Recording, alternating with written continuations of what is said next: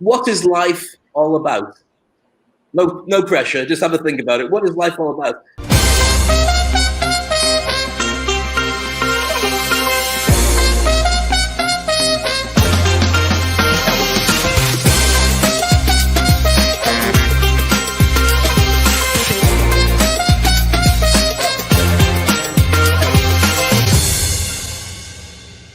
Now, this is quite a deep question at the best of times, but right now, I'm sure you've asked yourself that when you went into lockdown and you made a decision about wearing a mask or not, or wearing gloves when you went out, and also about to do with your work and your family and who you connect with.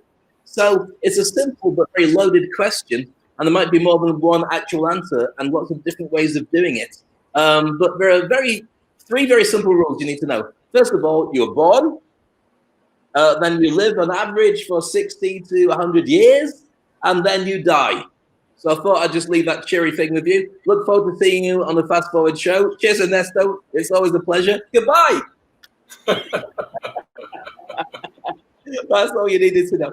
But during that second bit, when you have to work on your lifespan, it really matters as to what you do with it. And it took a long time before even I realized that to do it properly, the fastest way to do it is a thing called the hedgehog concept. Now, Ernesto and I have talked about this on many occasions, and here's a diagram of the hedgehog concept. I'm going to go through it very quickly to explain it. There's a guy called Jim Collins, very famous author and speaker, who created this, and the hedgehog is bit in the center. The reason it's called a hedgehog is because if you know what a porcupine or a hedgehog looks like, it's a very docile, boring creature, unless it's a DJ, in which case it's probably a cool hedgehog or Sonic. But basically, nature makes it so powerful that when it's in danger, it curls up into a ball with the spikes on the outside, nothing can get at it. So here's how you do the same kind of thing naturally. 3 circles. First one, what are you the best at doing? Second one is what you're passionate about doing. And the third one is about your economic engine. What will people pay for? When you work out what you're brilliant at, what you love doing, and what people will pay for, that's what you do for the rest of your life. And that's your win. If you don't get all 3 of them right, then you're going to do something that either you don't like, people won't pay for, or you're not really very good at doing. That makes sense with a hedgehog. Does that make sense to you, Ernesto? It absolutely does. You always do a good job explaining the hedgehog. Well, I get my hedgehog out every now and again because I know they love it.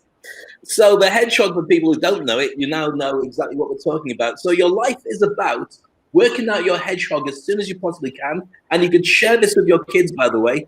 If they can know what their hedgehog is and you're guiding them towards, and it does evolve and it does change, and sometimes you have to tweak it. But the earlier that they know what they love, what they're good at, and what they can be paid for, then that means you can start guiding them in a way that sometimes is different from the way that school is. So that should be able to tell you where we're going. So now you've got a basic direction about where your life should be heading. You need to know more about your use of time.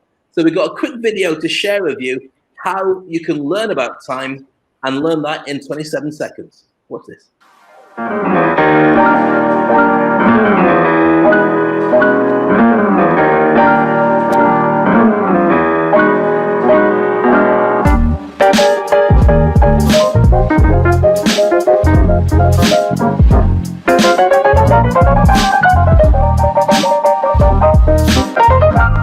So we're talking about the importance of getting it right when you're moving forward in your life. So for many people, they just stand still. For us, we decided that during the lockdown, we were going to keep moving.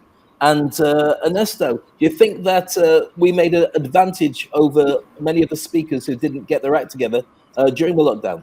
Certainly we did. Right now, it is just very interesting now that I am just checking on every single thing that is happening in YouTube.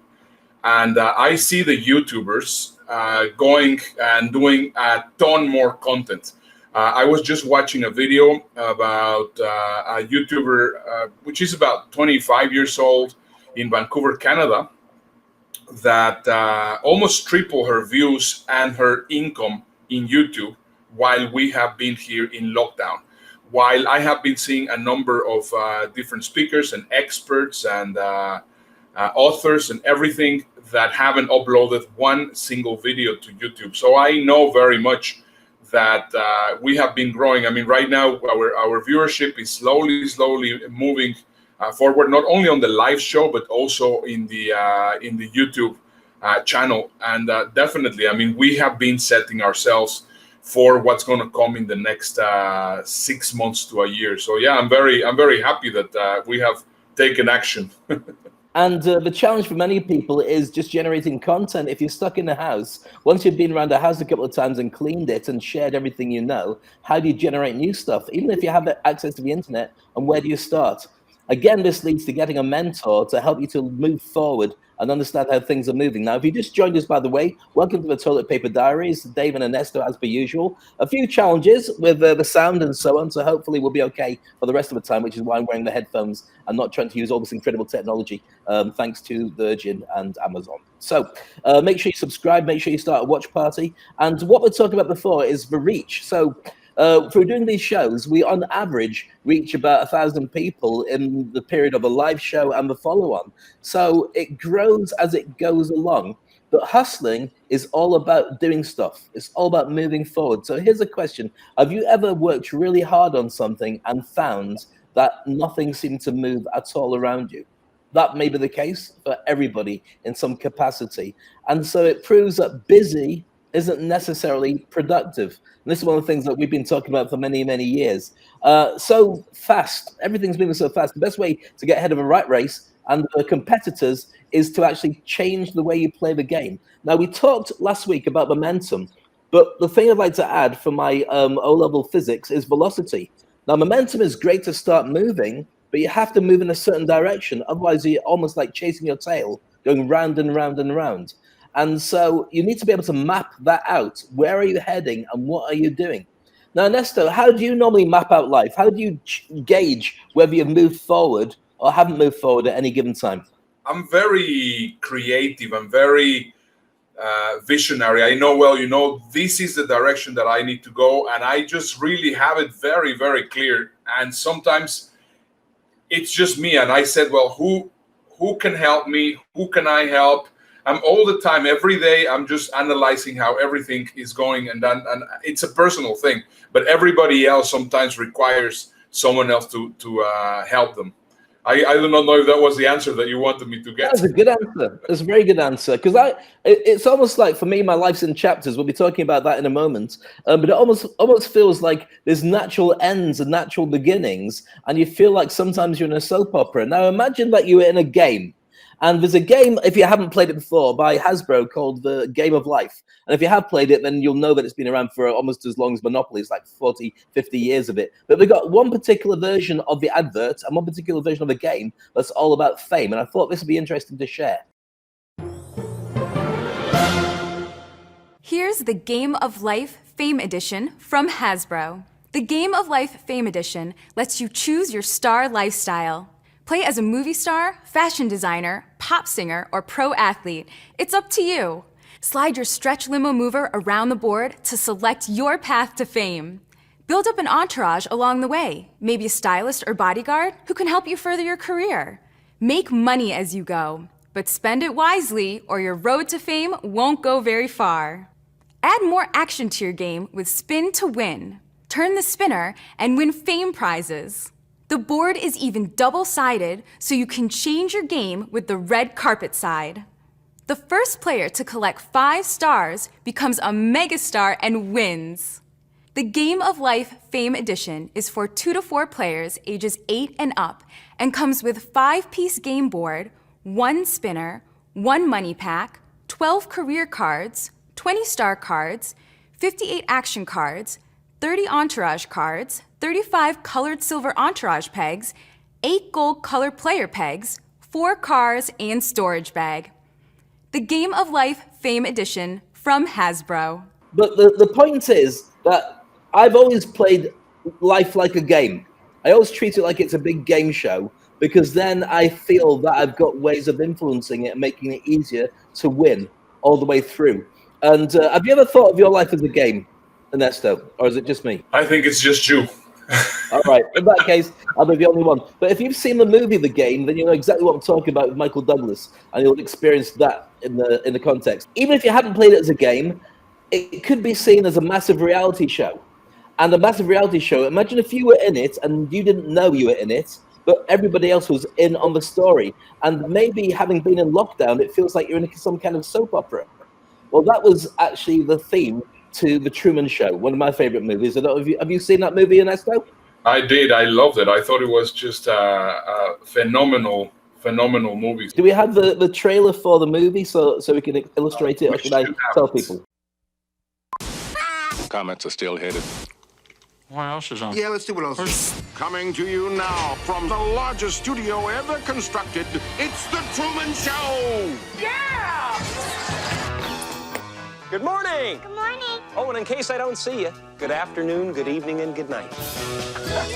What if? No scripts, no cue cards. Morning, Spencer. How's it going? What if you were watched every moment of your life? How many cameras you got there in that town? 5,000. I believe Truman is the first child to have been legally adopted by a corporation. That's correct. Brilliant. What if everyone you knew was pretending? Hi, honey. Look what I got at the checkout. Dishwasher safe. That's amazing. What if your world was make-believe? Cue the sun. While the world he inhabits is counterfeit. I'm not allowed to talk to you. That's how I look. Not your type. There's nothing fake about Truman himself. What if you didn't know it?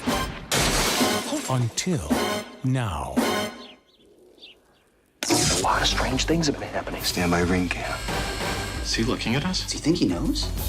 I think I'm mixed up in something big. We accept the reality with which we're presented. Everybody's pretending, Truman. Get out of here. Come and find me. Truman? Truman! Truman! Anything happen? No.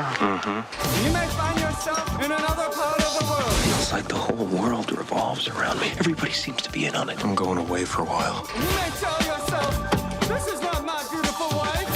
You may ask yourself, how did I get here? I'm not in on it, Truman, because the last thing that I would ever do is lie to you. Fade up music. That's our hero shot. He's gone. Okay? Yes! Want to do it again? No! Find him. Truman, where are you going? You can do it. How do we stop him? Give me some lightning. Is that the best you can do? Cut transmission! I like your pen. I was wondering that myself. Jim Carrey. The Truman Show. Watch what happens. Doesn't Jim Carrey look young in that clip there? It must have been about 10. I'm going to watch that movie again. Thing is, if you're stuck in the same routine all the time, every single day, it's just like The Truman Show. And that was before all the big reality TV shows. And it kind of feels like with social media and influencers and so on, we're kind of living that kind of life. Don't you feel, Ernesto? You're going to say no now, aren't you? You're going to say no, not at all. Well, right now in lockdown, I think everybody's leaving The Truman Show. Everybody's leaving the Groundhog Day. I mean, you do not know if it is March or if it is September or... I mean, right now we are living in such an interesting and weird life that, yes... But one of the things that's crucial about it as well is because we don't really have meetups and we don't go out and see people for obvious reasons of social distancing and gathering crowds, you've just got to hope that what you're doing and sharing is being seen by people who are liking it or not liking it. You've got no way of knowing, a bit the same way as Truman has there.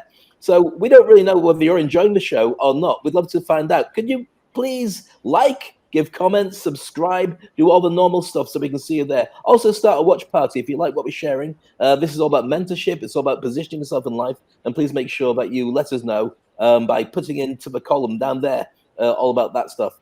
Also, if you don't know, we do 2 episodes of the Toilet Paper Diaries a week. And on a Thursday, we deep dive into the Fast Forward show. And the only way you can join us is by going to Facebook, which you're already in, going to groups, which you may already be in, but you might not be, and adding Fast Forward show. You can see it below here. There we go. And when you join us in that, then it's very simple. We will let you in and let you deep dive with us tomorrow. We're going to have a Q&A session in tomorrow's session, by the way. So if you've got any questions that are outstanding about having a web TV show, about marketing, about how to change your life and how to move forward, then please feel free to put them in here or share them with us tomorrow, and we'll answer them live.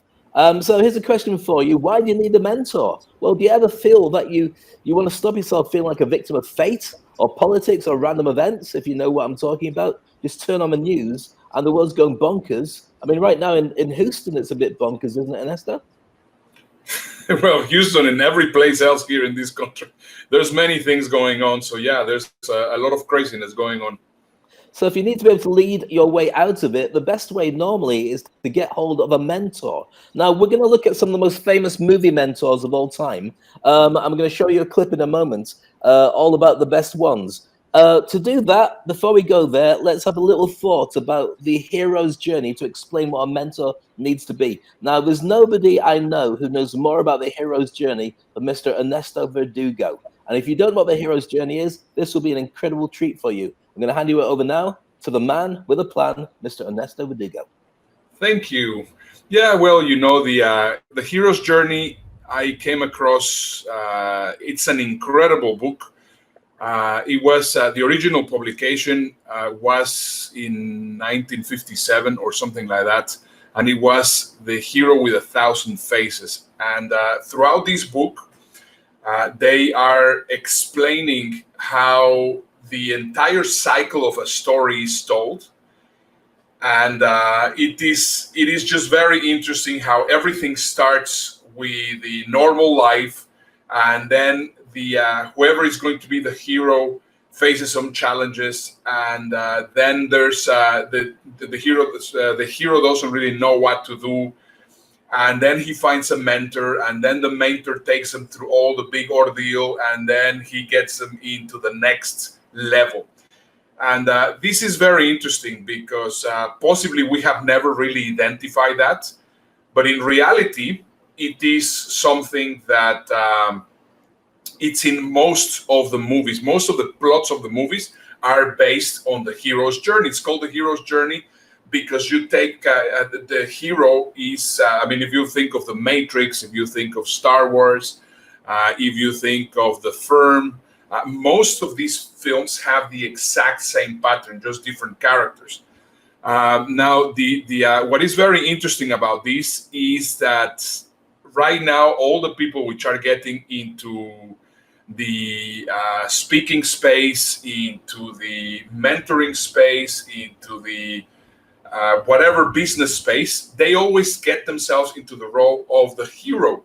And that's the wrong thing. You need to get yourself into the role of the mentor, because obviously you are the one which is going to help the hero get that result. So at the end of the day, if you're a speaker, your audience are the hero, not you. They don't come to see because you're the most incredible person in the world. They come to see you because you have some knowledge and some wisdom to provide to them. So that's a very interesting concept on how to understand how the hero's journey works. So I think we have a video which is going to be showing you right now the different role models and the different mentors in Hollywood. So you're going to see exactly what we were talking about. Have a look. Some men aren't looking for anything logical, like money. They can't be bought, bullied, reasoned, or negotiated with. Some men just want to watch the world burn. You take the blue pill, the story ends. You wake up in your bed and believe whatever you want to believe. You take the red pill, you stay in Wonderland, and I show you how deep the rabbit hole goes.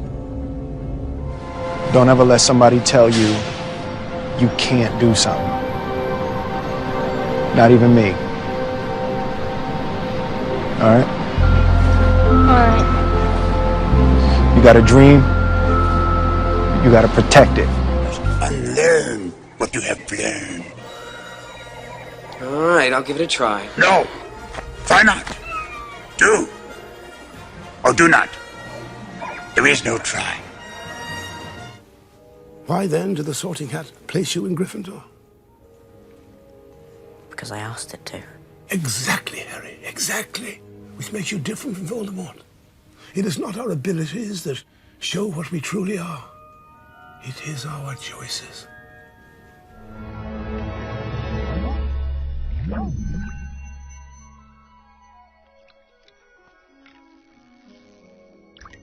Wow. Awesome! How did you do that? Inner peace. Inner peace. That's cool.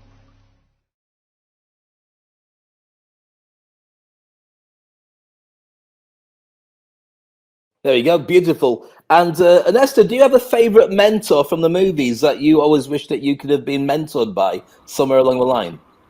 Yeah, I think my absolute favorite is Robin Williams in Death Poet Society. I mean, it was.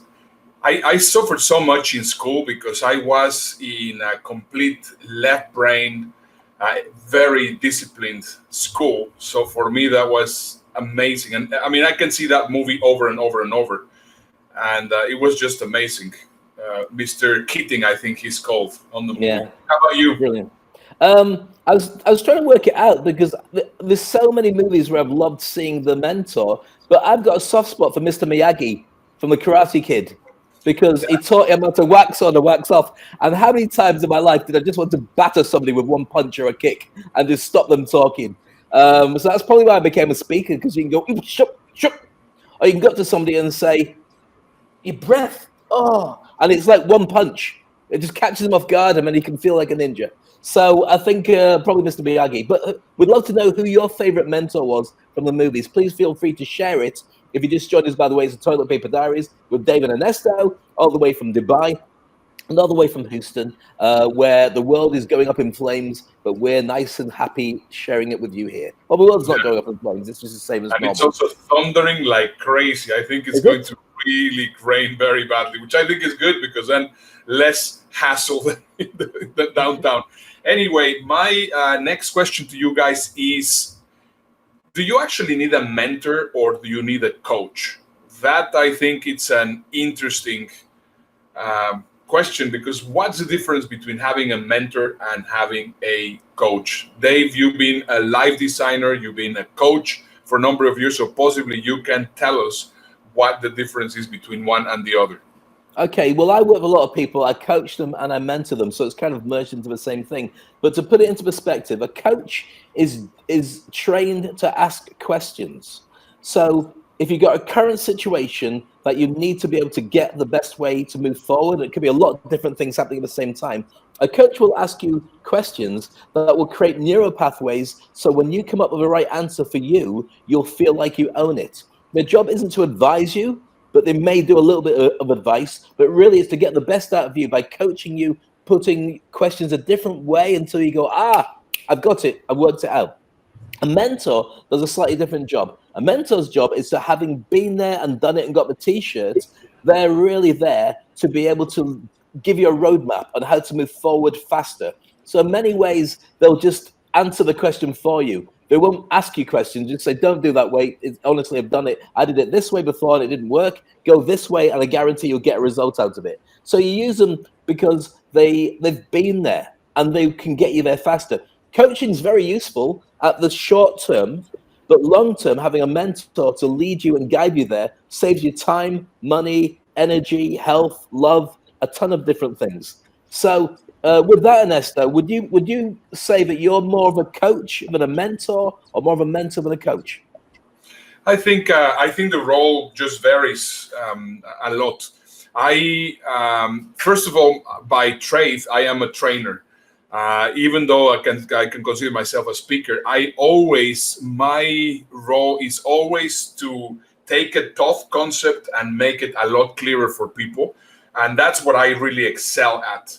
Now, I have mentored people and I have coached people. I actually prefer mentoring people than coaching people, because I really sometimes have a difficulty dealing with some people that don't want to be coached. I mean, it really drives me crazy. I mean, I am right now dealing with one particular person that is asking for my advice. And don't say the name. Don't say the name. Don't say the name. I will not. But it's just really annoying because, I mean, I provide all my information, I provide all my knowledge, and that person does the complete opposite. So I said, well, why should I be helping you? Why do you ask for my help? Why are you paying me to do that for you? So that's why mentoring is much better, because I think here is where the big difference goes. In the coaching, a lot of it has to do with, the responsibilities pretty much on the person if he's going to follow or not the advice. In the mentoring, the person which is going to go and see you and talk to you is already convinced, oh my goodness, how did you achieve this? And I would like to do or replicate or model whatever you're doing. In the coaching, it's still, well, I do not know if I'm going to do it or not. Please let me know how to do it. But that kind of attitude that people do, that you coach them and then they do the complete opposite. So to be very honest, I prefer to be a mentor than a coach. And I admire those coaches like you. I don't have the patience for those people. I mean, sometimes I'm really witty because, they tell me, well, help me with this. And I help them and they do the complete opposite. And I said, well, sorry, but this is not for me. You know what? I love it when you're so honest. I've seen you eat people, not literally, but when they've just got it wrong, I've seen you tear them up into little shreds. And so I was going to say that trainer, speaker, mentor with a little bit of coaching, if we're about right, is probably about the right way to move forward. Because the bottom line is they've got to be coachable. If you're coachable, and this is a two-way process, they've got to be capable of taking the advice that they're given and working with it. If they know the right way to do it, they don't need you. And if they're going to ignore what you're saying, they don't need you. And from the point of view of a mentor or a coach, if you're working with somebody and you're sharing ideas with them and then they disregard them, then come back and they didn't get the result they wanted and start blaming you and saying, well, you could have told me or you could have forced, no, forget it. We're done. We're absolutely done. This is an interesting conversation because I have also been a sports coach. I was responsible for the baseball team of my kid and also the all-star baseball team for Vincent. And it was quite interesting because, if you're positioned as the coach, then they know that you're going to be the one which is going to help them win the games. So they're playing with you. My challenge, and this is, I have never been able to do it. I know that there's the International Coaching Federation, and I know a lot of people which are into coaching. And I always go like, I cannot stand being a coach because the problem is when people are not ready to follow you and you have to really be shoving it through their throats so that they will actually do whatever you're telling them. I think that's horrible. But it's a complete difference the moment that people are, oh my goodness, let's just work together. And I think that's the big question. The coach tells them, okay, do this, do that, do the other. The mentor says, okay, let's do this together and let's figure out how you can get through. And that for me is a big difference. I agree. I think that if in the past you've had a challenge with working with people who weren't paying that much attention or they wind you up, you need to charge them more. And then it doesn't hurt quite so much. But it's interesting to see how the role of, certainly in English football, or soccer as some people might call it, it used to be the guy in charge of a team used to be called the manager. Then it altered to being a coach. And that's a deliberate decision because of the role changing so much about bringing out the best in their players. Yeah. And in baseball, you have many coaches. It's not one. So you have the manager, still the manager, which is the one which is responsible for taking all the decisions. And this is still very, very interesting. So he's the one that has all the decisions. And then you have either the pitching coach, the running coach, the batting coach. So you have a number of different things. So it's a little bit like an organization. And yes, mentoring is it's quite different than coaching. So and also what happens that the moment it's impossible to ask, for example, somebody to say to Bill Gates, for example, or to Mark Zuckerberg or to Barack Obama, can you coach me? I don't think that they're going to say, okay, well, yeah, sure, let me coach you. Rah, rah, rah. I don't think that's going to happen. Yeah, but I think definitely the mentoring can definitely be taken into consideration. In fact, it is a matter of pride to say, well, I am mentoring this person when you're actually the mentor, or I mentor that person, than to say I coached that person. And that, I think, it's a big thing. But now I think the important question is, it's great to be mentored, but now what if you would like to become a mentor? How can you get started in becoming a mentor? Because I think it's an interesting relationship from having mentors and mentoring people. How do you do it? First of all, like anything in business, you have to think what's in it for them. You have to think from the other side. What is somebody going to get from me when I start doing that stuff with them? And so you've got to think about what people would be thinking about when they come to somebody like you. So first of all, they're going to ask, what's your reputation? Are you somebody that they say is really good, or somebody who talks about being good but has never achieved anything? And then what have you actually achieved? Do you have evidence? Do you have social proof? Do you have awards? Do you have clippings from newspapers or videos of content of your name being mentioned? If you're Googled, does all this stuff come out, or are you completely invisible? Then you've got to say, do I like them? Is it somebody that I can actually work with? Because sometimes you can like somebody, but you can't work together. And then you got to say, well, do they have time for me? Because there's no point in having a coach who's fantastic, like your Barack Obamas and all the rest of them. He's not a coach, he's an ex-president. But if they can't find time to be with you, then you're going to be doing the same thing. And then you've got to work out what contract can you work out so you get deliverables. You have to know what it is that you're getting into. If you just have this mentor sharing time with you, eating biscuits, drinking tea and going, oh, look out there. Do you remember we used to go outside again? But that's no good. They've got to be able to deliver something for you, but it's got to be a joint process. They've got to know what it is that they're doing for you, and you've got to be able to do it. And then can you afford them? Now, here's the thing. People often talk about finances because it does matter. And they say, oh, you know, that sounds a little bit expensive, especially in Dubai, where it's a haggling relationship that people have had for the marketplace culture that's here. Oh, can you give me the best price? And the thing is, when somebody says to me about dropping your prices, I say, yeah, no problem. What would you like me to leave out that I was going to deliver under the old way? Great answer.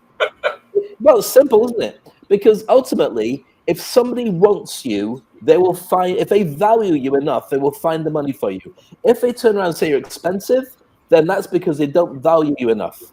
Because the formula for being paid is this, and this is what you need to think about. Two things. The effect of the job that you do and how cheaply you can be replaced by somebody else. So as a speaker, mentor, and trainer, people say to me, oh, you're expensive to teach people how to speak. You know, somebody else is doing it for half your price. Okay, have a look at what they've achieved. Then have a look at mine. And then decide who do you think is going to get you there faster. And sometimes I turn down people because that question annoys me. And I just say, okay, good luck. I think you're better off with them. Because all the way through, if somebody, it's like doing gigs. You've done tons of gigs around the world as well. When somebody pays you the proper fee for speaking, they also want to get the very best out of you. You know, when you walk in, they fly you in there, they put you in a nice room, they make sure that when you go to do the sound check, there's a team waiting to plug your laptop in, to do a sound check, and they'll give you a set time to do it. When they've gone cheap and you go in, there's nobody there. You have to hang around, you have to chase people up, and it's because they don't value you enough. So that's also why when we talk about the Toilet Paper Diaries and creating the TV shows and doing the social media and the YouTube stuff that Ernesto's been sharing and I'll be sharing again tomorrow, you really have to think about what boosts your value in people's eyes, because when you do get the right mentor, then you know you're going to save you time and make you money, if that's what your objectives are as well. You say that's right, Ernesto? Yeah, absolutely. Fantastic. Just joined us, Toilet Paper Diaries. We need you to tell everybody what's going on. Start a watch party, by the way. Very simple. Just press the button that says start a watch party. We love you to subscribe to our YouTube channel, comment and like, and also join us tomorrow in our secret show. And you're wondering, where's our secret show? It's called the Fast Forward Show. And the only way you can get in there is if you join us on that URL, which is below here, www.facebook.com/groups/Fast Forward Show. So here's the question. How do you get started? If you want to be a mentor, where do you go? What do you do? These are the kind of challenges that people will have. So I want to start answering that question by highlighting one of the most successful coaches of all time and asking if you can guess who this is after watching this clip. So watch this clip and have a listen and tell me who you think this person is. Well, that was a great piece of film, and the music we were listening to with the film was called Rough Mix, and it's the latest hit from Wonder Dog, and Zap Pow is with me now. All right, then calm down, yeah, okay. You know what I mean? Hi, Gary. How'd you do? Not so bad. Where did the idea come from? Well, I decided I ought to make a single, actually. My motto in life is truth, justice, and the canine way. And the only way to get it across is to make a single. We can't understand the words you're saying. You can't understand the words? Well, actually, a lot of people have told me that, so I brought in some new lyric writers. There's Alsatian and Joe, what is his name? Joe Cocker Spaniel. Joe Cocker Spaniel. Now, do all your friends know that your real identity is Clark? Is it Bark Kent, is it? I'm not Bark Kent. No, who are you? Wonder Dog. Wonder Dog? Yeah. Seriously? Yeah. So then what do you do then in the evenings? Just go out, have a quiet night in. If there's any trouble to be solved, I solve it. And have you got any hobbies? Not really, no. Who's your dislikes and your influences in the music trade? Influences probably the Corgis, Bow Wow Wow, the Canine League, the Beagles, and dislikes, Cat Stevens. Cat Stevens, where's that? I just hate him. Have you ever met Cat Stevens? Yeah, he's barking at the wrong tree. Barking up the wrong tree. Now, where does your costume come from? It's not a costume. No, I mean the cape. The cape. Oh, actually, someone gave it to me. Someone gave it to you? Yeah. And where do your powers come from? Can you fly or what? No, I was bitten by a radioactive flea when I was a puppy. But what are you laughing at, Gary? This is the truth. Yeah? I was bitten by a radioactive flea when I was a puppy. I tried to save a kitten who was drowning a few years later on, and I began to drown myself. I didn't have the powers in those days. But then this hand reached into the water and gave me the cape, and here I am, Wonder Dog. Right, what's your favourite film? My favourite film, Hounds of the Baskervilles. Hounds of the Baskervilles. About 101 Dalmatians. Yeah, not so bad, yeah. Okay then, thank you very much, Wonder, for coming in. That's a pleasure, Gary. Tonight at 6:15, you can see the Children's Royal Variety performance on ITV with lots of stars like Chas and Dave, Fatula Clark and Cannon and Ball, and Shakin' Stevens. Now, Shakin' Stevens has a new single out at the moment called Give Me Your Heart Tonight, and he's made a new video to go with the record, and actually it's quite interesting because Shakin' Stevens went along to Hassani Circus in Chessington Zoo to make this video, and I think he's picked up a few tips. Now, Ernesto, I know what you're thinking. Why are we watching this? With very good reason. Same as everybody else. Why are we watching somebody dressed up in a stupid costume on a lame TV show with the worst jokes ever? Did you recognize the voice? I definitely did. I'm extremely auditory, and I had absolutely no clue. This is a true story. I had no clue, but I recognize the voice. A lot younger voice, but if I am not incorrect, that is Simon Cowell, right? Simon Cowell, for everybody who's just gone, oh, and dropped their coffee or their tea. Simon Cowell, the mega-star mentor who was responsible for creating some of the most incredible TV of all time. Now, here's the thing. He's dominated so many different industries, which we're going to see a video about in a moment. And if you're thinking about how mentorship could turn into a multi-million-dollar martial art, there's nobody I can think of who does this better. So we're going to have a look at his history, and then we're going to see how he got mentored to get to this stage. So watch this video, and then we'll come back with the real Wonder Dog. I think the reality is, I've heard better people sing outside subway stations. This English television producer and talent judge doesn't mean to be rude, but... I'm not being rude, but that was one of the worst auditions I've ever heard. Welcome to WatchMojo.com, and today we're taking a look at the life and career of Simon Cowell. Next. Simon Philip Cowell was born on October 7, 1959, in London, England. After attending preparatory school, he went on to study at Dover College. However, he eventually dropped out and then took on several small jobs. He finally got his start in the music industry after being hired as a mailroom clerk at EMI, where his father was an executive. This led to a string of positions at several record companies. Cowell achieved his first taste of success at Fanfare Records during the 1980s, when several of the independent label's artists went on to achieve top 10 hits. After suffering financial difficulties, Cowell moved on to BMG, and there he signed a number of successful acts as an A&R consultant. In 2001, he became a judge on the British television series Pop Idol. On this show, aspiring singers attempted to impress judges and viewers with their talents, and the winner received a record deal.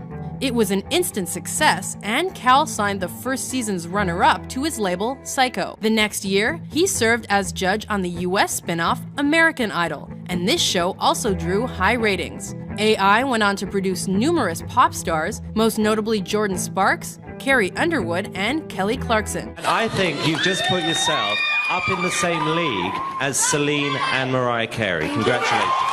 Cowell soon built a reputation for himself as an extremely blunt and critical judge, and some even found him to be rude to contestants. You are one of the worst singers I've ever heard in my life. I've never, ever heard anything like that in my life. One of the worst I've ever heard in my life. 1.5 out of 10 at most. I think that's probably the weirdest voice I've ever heard in my life. Of course, this helped ratings even further, and so many Idol spin-offs tried to duplicate the series' successful formula by adding a caustic personality similar to Cowell's. You're what? Busking. You're busking? Yeah. You must be the poorest busker I know. For sure, maybe. No one's going to give you money, except to go away.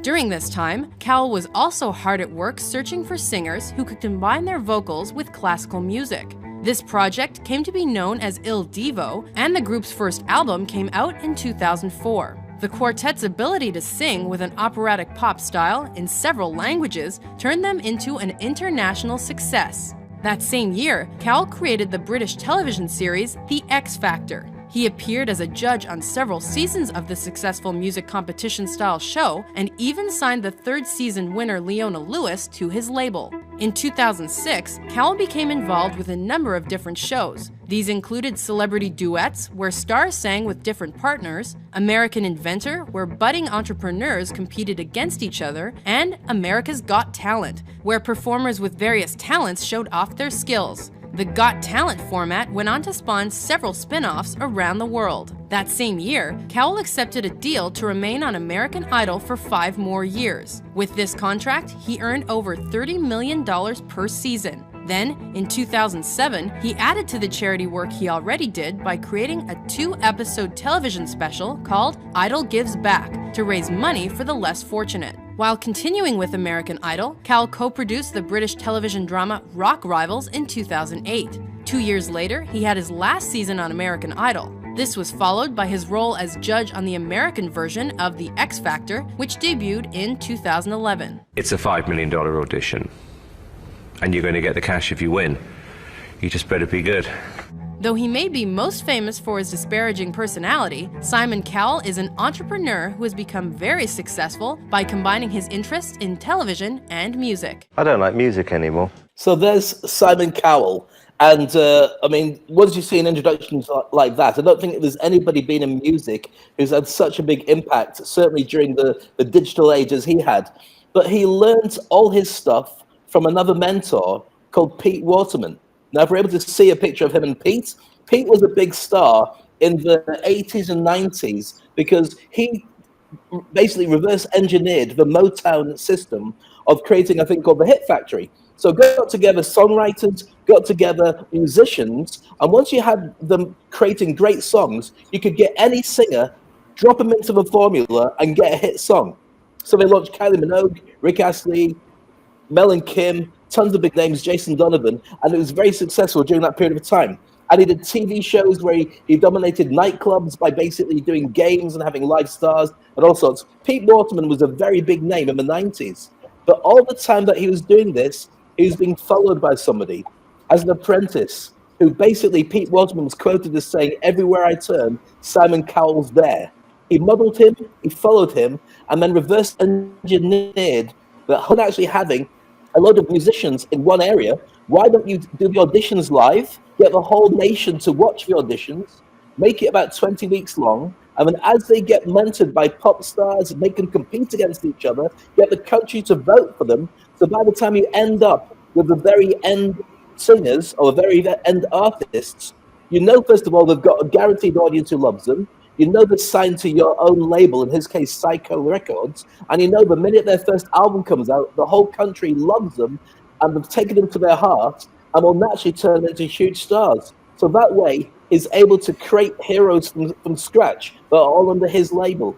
So with that, he gets to mentor them and manage them, and it's just a perfect business model for being a mentor. I mean, I think that's incredibly brilliant, and he does it every year. Yeah, I've always had a lot of admiration for him. Yeah, and I think it's great. In many places, I have actually incorporated his style towards my teaching. I have had some reality shows as part of my training, and I like it because he says it like it is. And this is exactly how I am. I mean, you said it. I mean, sometimes I have really shred people into pieces. It's not because I am an a-hole, but I think it is because people need to hear it exactly as it is, and that's what he is, and I like that.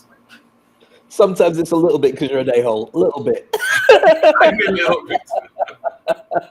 When I've been on the receiving end of it. Here's the thing: when Ernesto says something to you, sometimes it's because he's grumpy, but most of the time he's actually right. And I remember I was going to share with it. We're doing fast forward a video that I created, a promo video about teaching people, and you turned around and said, "No, don't like it." And I went, "Well, what's wrong with it?" And he turned around and said, "You need to do this, and you need to do that." So I went away and did it, brought it back again, and it turned out to be exactly the right call. So you knew your stuff. But I did want to spit out my dummy quite a lot about the way that you shared it. We'll be going through that story properly. We have so many stories like that. When I have been, I mean, a lot of people, Frank always tells, well, you know better than that. You always say that's, and you know better than that. Yeah. And people go, oh my God, this is just really terrible. So that's also one of the challenges of being a mentor. I mean, if you hear from a mentor something that you don't really want to hear, how do you take it? One of my most esteemed mentors, his name is Bram Steller, and he was a super strict person, and a lot of people were very afraid of him. But the amount of command, respect, but at the same time, love and care that he had for the people that he was working with, it was just incredible. So one of the things which is very important, and it's really true, I could be super harsh and I could be super direct, and I will really punch you straight in the nose if it is required. But at the end of the day, you know that it is with the well intention, that I actually do it with my heart. Yeah, the thing about Simon Cowell, when you watch Simon Cowell is always right. It's frustrating and annoying, but when he turns around and says, you're never going to make it, you're not strong enough, or you're too much like this person, or you need to go away and get a personality, he's got a horrible way of saying it. But when you stand back and you say, okay, let's work it out. Did they have that star quality? They didn't. You can tell they didn't. But if they do, they'll go away and come back again, and they'll make sure that they can do it regardless of what anybody says. And so a good mentor will spot that, and a good mentor will bring out the very best of you. Ernesto, it's been a pleasure. Same thing here. Okay, guys, see you tomorrow in the Fast Forward show.